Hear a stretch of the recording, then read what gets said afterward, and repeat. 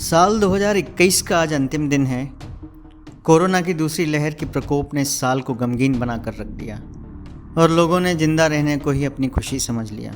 वो सब कुछ बहुत भयावह था। शमशान घाट में जलती सैकड़ों लाशें, गंगा में तैरती लाशें। ऐसा कोई दिन नहीं था जब हम सब ने अपने किसी को खोया ना हो। हर फ़ोन की घंटी डराने का काम कर रही थी। सचमुच सोच के भी सिहरन होती है उस मौत के तांडव को याद कर। बस अफसोस होता है जिन्हें पूरे देश ने अच्छे दिनों के लिए चुना, वे बुरे दिनों में साथ नहीं दे पाए। कोरोना लहर में जाने तो गई ही, लेकिन लॉकडाउन की वजह से घर बार, नौकरी पेशा लगभग सब खत्म हो गया। उन दिनों खाने के भी लाले पड़ गए थे। नौकरी से निकाले जाने के बाद सैकड़ों किलोमीटर पैदल जाने का डर तो था ही, लेकिन भविष्य में क्या करेंगे, इस तनाव में सैकड़ों की जानें चली गईं।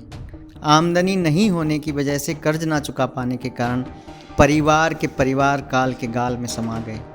सरकार की निरंकुशता, लचर स्वास्थ्य सेवाएं और उस पर कमर तोड़ महंगाई से लोगों की ज़िंदगी अस्त व्यस्त होकर रह गई।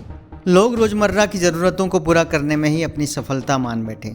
वास्तव में हमारे देश के लोग बड़े सहनशील हैं। मोदी जी को चुना है तो ऐसे मान बैठे हैं कि उनको बनाए रखना भाजपा को वोट देने वालों की ही जिम्मेदारी है। जनता तुम जनार्दन हो, थोड़ा दिमाग लगाओ कि वे तुम्हें इस हद तक लाचार कर रहे हैं कि महंगाई बढ़ाकर, पेट्रोल डीजल के दाम बढ़ाकर तुम्हें पैदल चलने और साइकिल से चलने के लिए फ़ायदे गिना रहे हैं। वे 70 साल की कथित नाकामी गिनाते गिनाते तुम्हें 70 साल पहले के भारत की ओर धकेलते जा रहे हैं। आज साइकिल चलाने को कह रहे हैं, कल कहेंगे गाड़ियों से प्रदूषण बढ़ रहा है तो फिर बैलगाड़ी चलाने लगना, क्योंकि आपको उन्हें आजीवन प्रधानमंत्री जो बनाए रखना है।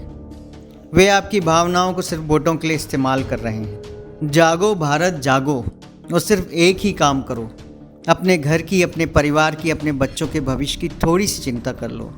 बस फिर इस सरकार के अच्छे होने का वहम आपके दिमाग से तुरंत निकल जाएगा। अंत में एक ही बात, बीती ताही विसारदे ही आगे की सुत ले ही।